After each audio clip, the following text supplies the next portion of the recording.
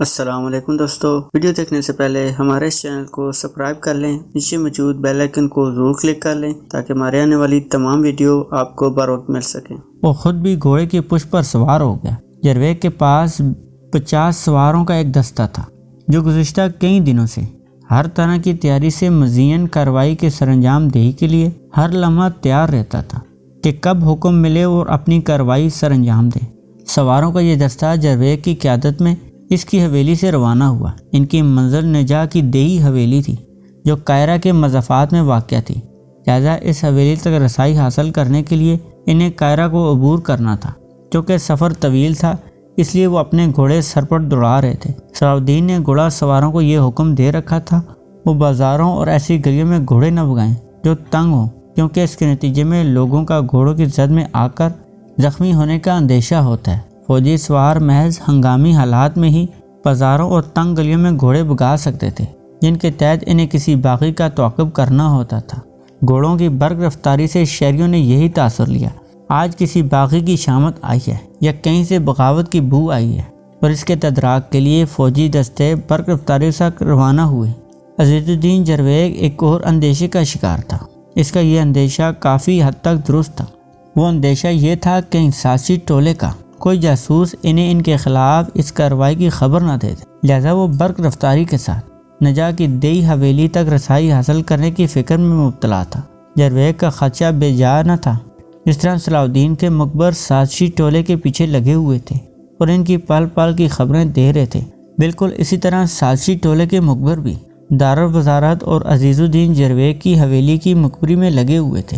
کسی بھی خطرے کی فوری اطلاع سازشی ٹولے کو پہنچائی جا سکے اور وہ اس خطرے سے نپٹنے کے لیے تیاری کر سکے۔ اگرچہ عزیز الدین جرویگ نے برق رفتار کارروائی کا مظاہرہ کیا اور احتیاط کو بھی ملوث خاطر رکھا، لیکن سازشی ٹولے کے مقبر اس سے بھی بڑھ کر فعال نکلے۔ جو ہی جرویگ کی حویلی سے فوجی سواروں کا دستہ اپنی کارروائی سر انجام دینے کے لیے حویلی سے روانہ ہوا، تو ہی سازشی ٹولے کے مقبروں کو علم ہو گیا کہ دال میں کچھ کالا ہے اور نجا کی دیہی حویلی میں منعقد ہونے والے اجلاس کی مقبری جرویگ کو ہو چکی ہے، اور وہ اپنے فوجی سواروں کو لے کر سازشی ٹولے کی گرفتاری کے لیے روانہ ہوا ہے۔ لہذا ایک مقبر نے اپنا گھوڑا سر پر دوڑایا اور مختصر راستے کو اپناتے ہوئے دیکھتے دیکھتے نجا کی دیہی حویلی جا پہنچا۔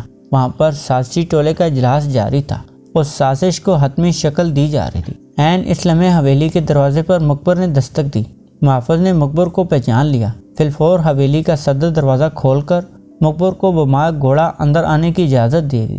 مقبر گھوڑے پر سوار حویلی کے اندر داخل ہوتا چلا گیا، حتیٰ کہ ایک گھوڑے کی ٹاپوں کی آواز اس کے کمرے میں بھی سنائی دینے لگی جہاں پر اجلاس منعقد ہو رہا تھا۔ تو تمام شرکاء گھبراہٹ کے عالم میں اجلاس کے کمرے سے باہر نکل آئے۔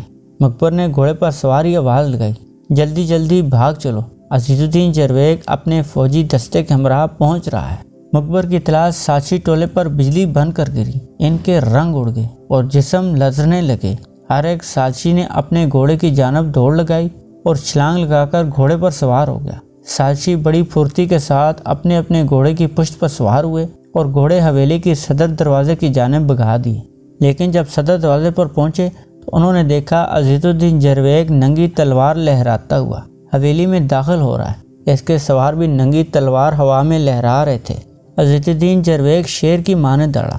خبردار، بھاگنے کی کوشش موت کو دعوت دینے کے مترادف ہوگی۔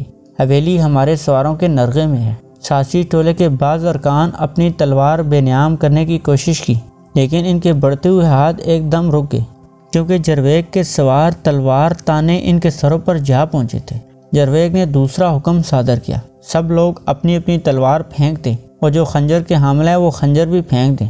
سازشی ٹولے کے رنگ فک ہو گئے اور ان کے جسم لرزنے لگے۔ انہیں غیر مسلح کر دیا گیا۔ اس کارروائی کے بعد عزیز الدین جرویگ نے ایک ایک سازش کو اپنے سامنے طلب کیا اور اپنے ہمراہ ایک شناخت کنندہ بھی لایا تھا جو اس کے برابر کھڑا تھا۔ بعض امراء کو عزیز الدین جرویگ ذاتی طور بھی جانتا تھا، لیکن ان کی تصدیق برکیف لازمی تھی، اس لیے انہیں یکے بعد دیگر اپنے سامنے پیش ہونے کا حکم دیا۔ سب سے پہلے نجا کو پیش کیا گیا جو اس سازشی ٹولے کا سرغنہ تھا۔ داروغہ شاہی ملاد نجا خلیفہ معظم تو آپ کے داماد ہیں۔ خلیفہ معظم کے خسر ہونے کے ساتھ آپ کے رتبے اور مرتبے گراں قدر ہیں۔ اس کے باوجود بھی آپ کو سازش تیار کرنے کی ضرورت کیوں محسوس ہوئی؟ آپ نے عیسائیوں کی مدد سے اقتدار پر قبضہ کرنے کی سازش کیوں بنائی؟ برکیب آپ کی اس کاوش کی حوصلہ افزائی کرتے ہوئے ہم آپ کو لوہے کے زیورات سے آراستہ کرتے ہیں۔ اتنا کہہ کر عزیز الدین جرویگ اپنے معاون کو حکم دیا، ملک و ملت کے اس بدبخت غدار کو ہتھکڑیاں اور بیڑیاں پہنا دی جائیں۔ جرویگ کے حکم کی فوری تعمیل کی گئی اور مغرور نجا کا سر جھک کر اس کے سینے سے جا لگا۔ اس کے بعد عمار یمنی کی پیشی ہوئی۔ وہ مصر کا ایک نامور شاعر تھا۔ مشہور تھا جب صلاح الدین کو مصر کی وزارت عظمیٰ تفویض کی گئی، اس وقت عمار یمنی ایک نظم پیش کی جس میں اہل مصر کو غیر ملکی تسلط کے خلاف ابھارا گیا تھا اور انہیں بغاوت کرنے کے مشورے سے نوازا گیا تھا۔ یہی شاعر اس سازشی ٹولے کا ایک اہم رکن بھی تھا۔ جرویگ نے شاعر کو مخاطب کرتے ہوئے کہا، اے مایا ناز شاعر، تم نے خواہ مخواہ اس سازشی ٹولے کا ساتھ دیا اور ذلیل و خوار ہوئے۔ اگر تم صلاح الدین کی شان میں ایک قصیدہ پڑھ دیتے تو وہ تمہیں مالا مال کر دیتا اور آج تمہیں یہ دن دیکھنا نصیب نہ ہوتا۔ اس کے بعد عبدالصمد کی پیشی ہوئی جسے محکمہ خراج سونپنے کا وعدہ کیا گیا تھا۔ جرویگ نے اسے مخاطب کرتے ہوئے کہا، عبدالصمد کیا تمہارے علم میں نہیں ہے؟ صمد کا مطلب ہے بے نیاز۔ تم اس سازشی ٹولے سے بے نیاز ہی رہتے تو بہتر تھا۔ تم نے جان بوجھ کر اپنے لیے عذاب کھڑا کیا۔ اس کے بعد کئی امراء کی بھی پیشی ہوئی اور آخر میں فاضل بن کامل کی پیشی ہوئی۔ اسے اپنے سامنے پا کر جرویگ نے اظہار افسوس کرتے ہوئے کہا، شکل مومنہ کرتوت کافراں، میں جانتا ہوں سازشی ٹولے نے تمہیں قاضی القضادہ کا عہدہ تفویض کرنے کا وعدہ کیا تھا، لیکن سازش کے نتیجے میں قاضی القضادہ کے عہدے پر فائز ہونے والا شخص کسی کو کیا انصاف دے گا؟ تم ہر لمحے اپنے ضمیر کی لان تان کی گرفت میں رہتے۔ عزیز الدین جرویگ نے آخر میں بیک وقت تمام سازشی ٹولے کو باہم اکٹھا مخاطب کرتے ہوئے کہا، اگرچہ تمہارا تعلق مصر کے نامور امراء سے ہے، لیکن تمہیں عزت راس نہ آئی اور تم اپنے رتبے اور مرتبے سے اس قدر نیچے گر گئے کہ تم اپنی ہی حکومت کے خلاف سازش کی اور تمہیں یہ دن دیکھنا نصیب ہوا۔ میں نے اپنی کارروائی مکمل کر لی ہے اور اب تمہارے بارے میں حتمی فیصلہ وزیر اعظم بذات خود کریں گے، جیسا کہ پہلے بیان کیا جا چکا ہے۔ اس سازش میں شاہ یروشلم کا ایک سفارتکار بھی شریک تھا۔ جرویگ نے اسے لوہے کے زیور سے آراستہ کیا، جبکہ باقی سازشی ارکان کو لوہے کے زیورات سے آراستہ کرتے ہوئے انہیں ہتھکڑیاں پہنائی گئیں اور ان کے پاؤں میں زنجیریں ڈالی گئیں۔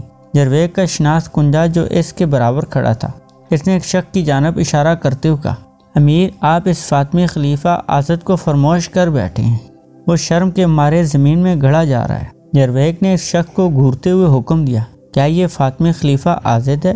اسے ہمارے سامنے پیش کیا جائے۔ ایک سوار نے اسے عزیز الدین جرویگ کے سامنے پیش ہونے کا حکم دیا۔ وہ گھوڑے سے اتر کر پیدل چلتا ہوا جرویگ کے روبرو پیش ہو گیا۔ شکل و صورت کے اعتبار سے تو خلیفہ کا ہم شکل محسوس ہوتا ہے، لیکن غالباً یہ نقلی خلیفہ ہے۔ شناخت کندہ گویا ہوا، امیر کا فرمان درست ہے۔ شناخت کندہ نے سلسلہ کلام جاری رکھتے ہوئے کہا، امیر اس سے استفسار کریں، اس گٹھڑی میں کیا ہے جو اس کی بغل میں دبی ہوئی ہے؟ جرویگ نے ڈانٹ کر استفسار کیا، اس گٹھڑی میں کیا ہے؟ جرویگ نے حیران ہوتے ہوئے استفسار کیا، کیسا لباس؟ اسے کھولو۔ وہ گٹھڑی کھولنے لگا۔ شناخت کندہ نے انکشاف کرتے ہوئے کہا، امیر اس گٹھڑی میں وہ لباس ہے جسے پہن کر خلیفہ آزد کا روپ دھارتا تھا۔ گٹھڑی حقیقت میں ہو بہو خلیفہ کے لباس جیسا لباس موجود تھا۔ اچھا تو تم نقلی خلیفہ آزد ہو، تمہیں خلیفہ کا سوانگ بھرتے ہوئے شرم نہیں آتی؟ نقلی خلیفہ لرزنے لگا۔ اس نے لرزتے ہوئے کہا، امیر مجھے داروغہ شاہی ملات نے حکم دیا تھا کہ خلیفہ کے لباس میں ملبوس ہو کر چپ چاپ بیٹھے رہنا، اگر میں ان کے حکم کی تعمیل نہ کرتا۔ جرویگ نے قطع کلامی کرتے ہوئے کہا، تو کون سا پہاڑ ٹوٹ پڑتا؟ نقلی خلیفہ کی حالت دیکھنی تھی، وہ خزاں رسیدہ پتے کی طرح لرز رہا تھا۔ امیر میں محل کا ایک غلام ہوں، میرے انکار کی صورت میں داروغہ شاہی ملات مجھے قتل کروا دیتا۔ جرویگ نے اپنے شناخت کندہ کو مخاطب کرتے ہوئے کہا، احمق اس عیسائی سفارتکار کو بتاؤ، یہ نقلی خلیفہ ہے۔ نجا اسے خلیفہ کے لباس میں ملبوس کر کے اسے خلیفہ بنا کر پیش کرتا تھا۔ شناخت کندہ نے اس کی زبان میں اس پر یہ حقیقت واضح کی تو وہ سٹپٹا گیا۔ تمام کے تمام سازشی ٹولے کو ہتھکڑیاں اور زنجیروں میں جکڑ کر قاہرہ کی سڑکوں پر گھسیٹتے ہوئے دارالوزارت تک لے جایا گیا۔ ان کے آگے آگے ایک منادی کرنے والا منادی کر رہا تھا، اے اہل قاہرہ، اس سازشی ٹولے کو دیکھ کر عبرت پکڑو۔ یہ احسان فرموش غدار ٹولہ آپ کے ملک مصر کو شاہ ایمرک کے ہاتھ فروخت کرنے کی سازش میں مصروف تھا، اور آج یہ عبرت کا نشان بن کے آپ کے سامنے موجود ہے۔ یہ آپ کے محبوب رہنما صلاح الدین کی وزارت عظمیٰ سے معزول کر کے آپ کے ملک کو عیسائی تسلط میں دینے کا خواب دیکھ رہے تھے۔ اہل قاہرہ یہ منادی سن کر سازشی ٹولے پر لان تان کر رہے تھے۔ دار وزارت تک رسائی حاصل کرتے کرتے لوگوں کا ایک ہجوم اکٹھا ہو چکا تھا۔ نجات سب سے زیادہ لان تان کا نشانہ بن رہا تھا، کیونکہ اس سازش کا کرتا درتا وہی تھا۔ وہ اس سازش کے جال بننے، اسے پروان چڑھانے میں اس کا کلیدی کردار تھا۔ پورے قاہرہ میں دھوم مچ گئی۔ داروغہ شاہی ملات نجا وزیر اعظم کے خلاف سازش میں مصروف تھا اور عین وقت پر اپنی سازشی ٹولے کے ہمراہ گرفتار ہو۔ مصر کے نامور عمرا کی گرفتاری ایک اہم واقعہ تھا۔ یہ گمان بھی کیا جا سکتا ہے ان عمرا نے خلیفہ کو بھی سازش کا شریک کار بننے کی پیشکش کی ہو، لیکن سازش میں خلیفہ کے کردار کا کوئی ٹھوس ثبوت میسر نہ آ سکا۔ سازشی ٹولے نے بذات خود بھی خلیفہ کی سازش میں عدم شرکت کا اقرار کیا، لہذا خلیفہ سے باز پرس نہ کی گئی۔ اب یہ طے پانا تھا سازشی ٹولے میں شامل عمرا کے ساتھ کیا سلوک کیا جائے اور انہیں کس قسم کی سزا سے نوازا جائے۔ دمشقی عمرا اس رائے کے حامل تھے تمام تر مصری عمرا کو فی الفور ان کے عہدوں سے سبکدوش کر دیا جائے اور ان عہدوں پر دمشقی عمرا کا تقرر کیا جائے۔ لہذا صلاح الدین نے ایک مجلس مشاورت منعقد کرنے کا فیصلہ کیا تاکہ اتفاق رائے سے کسی نتیجے پر پہنچا جا سکے۔ اس نے اس مشاورتی مجلس میں تمام عمرا کو مدعو کیا تاکہ ان کی مشاورت سے فیصلہ کیا جا سکے، لیکن ہر ایک امیر کسی نہ کسی بہانے کی بنا پر اس مجلس مشاورت میں شرکت کرنے سے اپنی معذرت ظاہر کر دی۔ کچھ عمرا نے اپنی علالت کا سہارا لیا اور کچھ نے دیگر بہانے تراشے اور اپنی معذوری ظاہر کی۔ صلاح الدین نے اسے محض ایک اتفاق گردانتے ہوئے مجلس مشاورت کی تاریخ آگے بڑھاتے ہوئے ایک نئی تاریخ مقرر کر دی، لیکن اس تاریخ پر بھی عمرائے نوریہ مجلس مشاورت میں شریک ہونے میں پس و پیش کا مظاہرہ کیا۔ صلاح الدین کا جاسوسی کا ادارہ مضبوط بنیادوں پر استوار تھا اور غیر معمولی حد تک فعال بھی تھا۔ اس محکمے میں خدمات سر انجام دینے والے مخبر اسے متواتر مطلع کر رہے تھے۔ ایک سازش کی ناکامی کے بعد دوسری سازش برپا ہونے کا احتمال ہے اور اسے برپا کرنے کی کوششیں سر انجام دی جا رہی ہیں۔ دوسرا مسئلہ یہ بھی درپیش تھا، اگر سازشی ٹولے کو قرار واقعی سزائیں نہ دی جاتی تو اسے وزیر اعظم کی کمزوری تصور کرتے ہوئے مزید سازشیں برپا کرنے کے لیے کوئی ہاتھ پاؤں مارے جاتے۔ صلاح الدین کے علم میں آ چکا دمشقی عمرا ذمہ داری قبول کرنے سے خائف ہیں۔ یہی وجہ ہے کہ وہ مجلس مشاورت میں شریک ہونے کے بجائے لے تو لال سے کام لے رہے ہیں اور مختلف ہیلے و بہانوں سے ٹال مٹول کر رہے ہیں۔ صلاح الدین مضبوط قوت ارادی کا مالک تھا۔ وہ اگر ایک مرتبہ کوئی فیصلہ کر لیتا تھا تو اسے پائے تکمیل تک پہنچانے کے لیے ایڑی چوٹی کا زور لگا دیتا اور اس کی تکمیل کے لیے ہر حربہ استعمال کر کے اسے پائے تکمیل تک پہنچانے کے لیے مشہور تھا۔ صلاح الدین نے مشاورتی عمل مزید چند روز تک ملتوی کر دیا اور انتظار میں مصروف رہا عمرا کے رویے میں مثبت تبدیلی آ جائے، لیکن عمرا کے رویے میں تبدیلی نہ آئی نہ آنی تھی۔ اپنے عمرا کے رویے سے مایوس ہونے کے بعد بلاخر صلاح الدین نے قاہرہ کے نئے کوتوال شہر اور امیر عزیز الدین جرویک کو طلب کیا اور ان سے مشاورت کی۔ اس کے بعد اس نے امیر بہاؤالدین کرکوش کو طلب کیا اور اسے بھی مشاورت میں شریک کر لیا۔ یہ مشاورت بعض دوپہر تک جاری رہی۔ اس کے بعد یہ مجلس برخاست کر دی گئی۔ مجلس مشاورت برخاست کرنے کے بعد دمشقی سوار قاہرہ بھر میں اہم مقامات پر تعینات کر دی گئی۔ صلاح الدین کی جانب سے طاقت کے استعمال کی یہ اولین کارروائی تھی۔ قاہرہ شہر کے علاوہ 200 سواروں نے کسرِ خلافت کا محاصرہ کر لیا۔ داروغہ شاہی ملات چونکہ بذات خود سوڈانی تھا، اس لیے اس نے سینکڑوں سوڈانی پہرے دار محافظ تعینات کر رکھے تھے۔ کسرِ خلافت کے اندر خدمات سر انجام دینے والی سوڈانی عورتیں بھی مسلح حالت میں ہوتی تھیں۔ دمشقی فوجی سوار برہنہ تلواریں لہراتے ہوئے کسرِ خلافت میں وارد ہوئے اور دیکھتے ہی دیکھتے تمام سوڈانیوں کو غیر مسلح کر کے انہیں گرفتار کر لیا۔ اس کے بعد سوڈانی عورتوں کو حکم دیا گیا کہ وہ کسرِ خلافت سے باہر نکل آئیں، لہذا سوڈانی عورتیں بھی حکم کی تعمیل میں کسرِ خلافت سے باہر نکل آئیں۔ جب تمام سوڈانی عورتیں باہر نکل آئیں تو انہیں سوڈانی مردوں کو کسر خلافت کے ایک حصے میں قید کر دیا گیا۔ اس کارروائی کے دوران بہاؤالدین کراکوش کی کسر خلافت آمد ہوئی۔ وہ اپنے ہمراہ غلاموں اور کنیزوں کی ایک بہت بڑی تعداد لے کر کسر خلافت پہنچا تھا۔ ان تمام غلاموں اور کنیزوں کو ان سوڈانی غلاموں اور کنیزوں کی جگہ مقرر کیا گیا تھا، جنہیں گرفتار کرنے کے بعد قید خانے میں ڈالا گیا تھا۔ کسر خلافت میں کارروائی مکمل کرنے کے بعد دیگر محلات میں بھی اسی قسم کی کارروائیاں کی گئیں، اور جہاں سوڈانی غلام کنیزیں مقرر تھیں وہاں پر دیگر قومیت کے حامل غلام اور کنیزوں کو مقرر کیا گیا۔ ان کارروائیوں سے فراغت پانے کے بعد عزیز الدین جرویک اور بہاؤالدین کراکوش نے فوجی سواروں کی معیت میں حفظ ما تقدم کے طور پر تمام شاہی محلات کا دورہ کیا اور شہر میں بھی گشت کیا، اور شہر بھر کے اہم مقامات اور راستوں پر فوجی دستے متعین کیے۔ پھر اسی شام لوگوں نے یہ منادی سنی: دروغہ شاہی محلات نجا، شاعر عمار یمنی، کاتب عبدالصمد اور فاضل بالکامل کو ملک و ملت کے ساتھ غداری کرنے کی پاداش میں تختہ دار پر لٹکا دیا گیا۔ یہ منادی گلی گلی اور کوچے کوچے کروائی گئی۔ عوام نے اس منادی کو سنا اور اس حوالے سے ملے جلے رد عمل کا اظہار کیا۔ محب وطن لوگ اور وہ لوگ جو اہل اقتدار کی ریشہ دانیوں اور لوٹ کسوٹ سے نالاں تھے، انہوں نے اپنی خوشی کا اظہار کیا، لیکن سزا پانے والے امراء کے لواحقین اشتعال اور بے چینی کا شکار ہوئے۔ بالخصوص دروغہ شاہی ملات نجا کے کیفر کرداد تک پہنچنے کے حوالے سے قاہرہ اور اس کے ارد گرد بسنے والے سوڈانی بے حد مشتعل ہوئے اور غم و غصے میں ڈوب گئے اور آمادہ بغاوت ہوئے۔ اس کے بعد صلاح الدین نے برق رفتاری کے ساتھ مصر کے حالات کو درست کرنے کی کاوشوں میں مصروف ہو گیا تھا۔ وہ اقتدار پر اپنی گرفت مضبوط کرنے کے لیے کوشاں تھا۔ وہ امن و امان کی صورتحال پر بھی خصوصی توجہ مبذول کروا رہا تھا۔ صلاح الدین نے اپنے اہل خانہ کو پہلے ہی مصر بلا لیا تھا۔